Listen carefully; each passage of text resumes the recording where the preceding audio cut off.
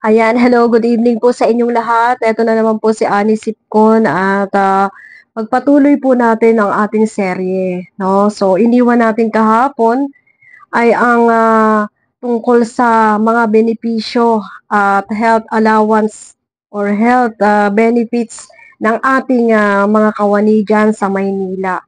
No, so tutukan po natin ito at talaga namang uriratin natin, alamin natin kung ano ba talaga ang nangyari at kung ano pa ba ang mga nangyayari diyan sa lungsod ng Maynila.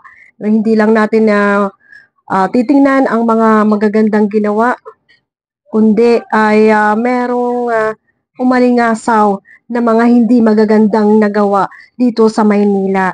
At pakinggan pa natin ang susunod na pangyayari. So eto na po. Wala din ho yun? Ano po yan? Parang kulang daw po yung mga natanggap nila. Okay, Nasaan po yung... may tanong ko lang po, gaano po ba kalaki ang kawani ng empleyado ng Maynila? Marami ba? Kung sa buong LGU po, more or less nasa mga 30,000 po. May Dami. ang total. Opo. And Imagine niyo po yan, ang dami ng mga kawani LGU sa mga iba't ibang sangay din dyan sa Maynila. So, sa mga hindi binibigay na benepisyo ay malaki po ang nakukuha nila sa mga hindi binibigay na benepisyo na dapat talaga ibinibigay. So, saan po napupunta ang pera? No? So, yun po ang malaking katanungan at yun po ang malaking yung hinanaing, malaki pong kalungkutan, napakalungkot po ng mga kawani ng Manila, no? So sa kawani pa lang ganyan na ang nangyayari. Sa mga empleyado pa lang at mga nanunungkulan or mga nagtatrabaho sa Manila, ganyan na po ang nangyayari. What more pa sa mga normal na mamamayan lang, sa mga mamamayan na mga maliliit lang. Paano na po ang kanilang mga benepisyo, 'di ba? Paano na po yung programa para sa kanila kung ito pa lang sa mga kawani pa lang ay hindi na nakakarating.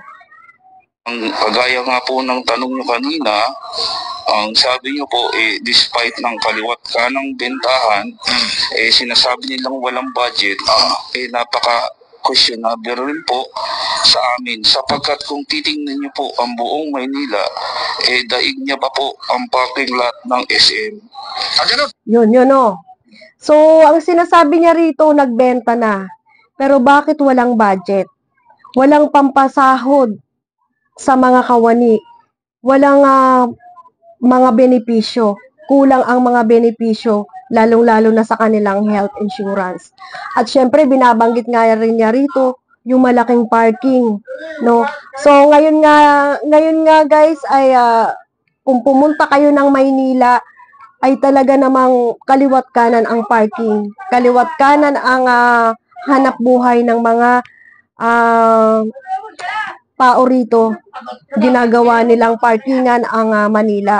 At ang lagi kong alam na bayad sa mga parkingan ay 50 pesos. No, so iba pa yung mga kotse, malalaking sasakyan, iba pa po yung bayad nun. So sa motor po ay 50 pesos. So meron na mga nagpapabayad lang rin na 30 pesos. Yun po ang nangyayari sa Maynila. So pakinggan pa natin. Opo, malaya po kayong makakapag-check sa Maynila kung nagsasabi po ako ng totoo o hindi. Sa mismo pong tanggapan ng Mayora, Hani Lacuna na Manila City Hall, marami pong nakalagay na no parking at towing zone, pero pinapaparadahan pa rin po. Siyempre po, lahat ng yan ay milyon ng collection sa isang araw. So dapat po, kasama ng pinagbentahan at ng pinag-utangan na 15 Teka lang.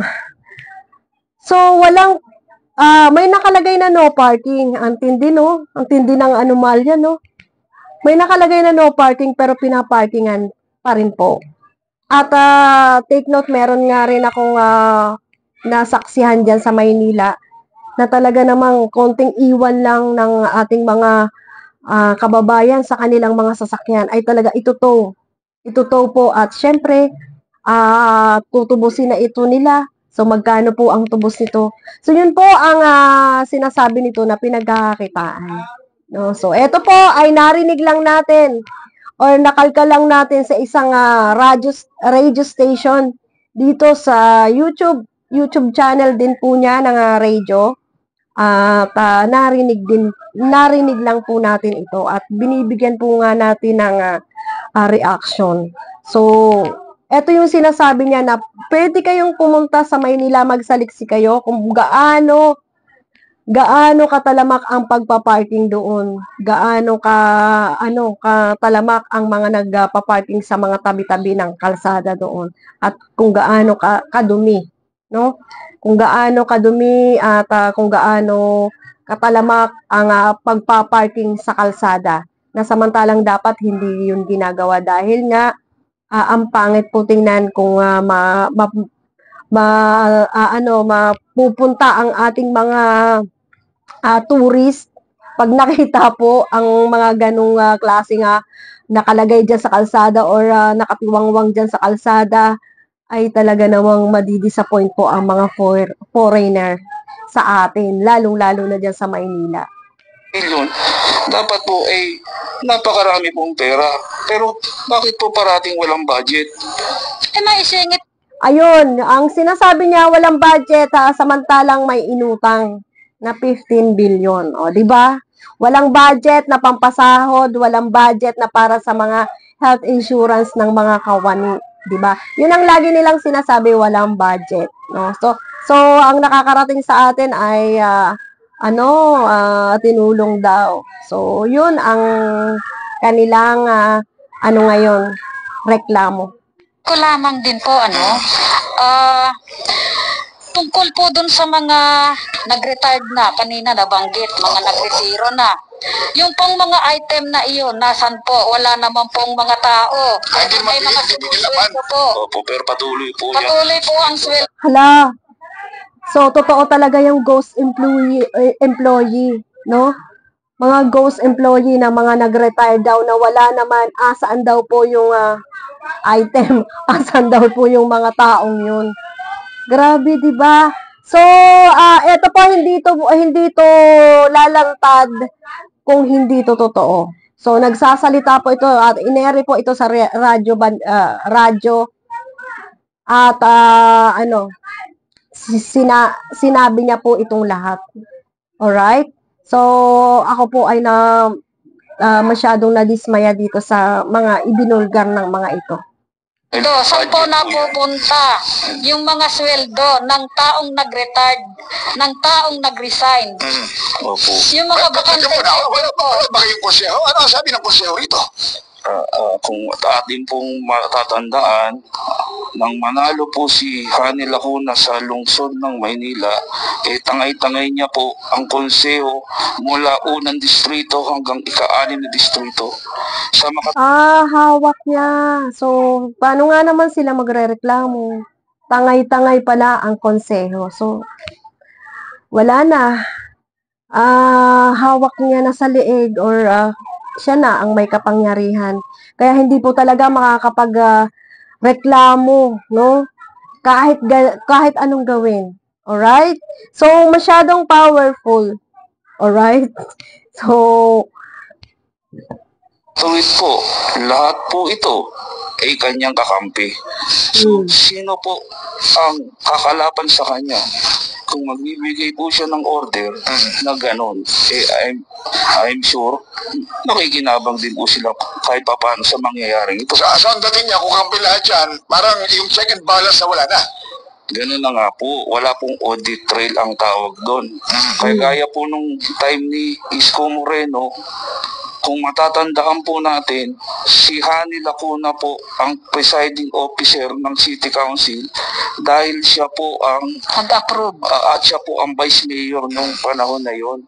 Kaya alam niya po kung paano po imamanipula ang mga bagay na yan hanggang sa ayun. So, may knowledge na po. No? Kasi sa panahon nga naman ni Moreno, ay siya yung presiding officer dyan.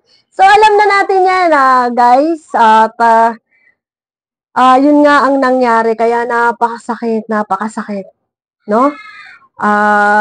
yun ang isiniwalat nila.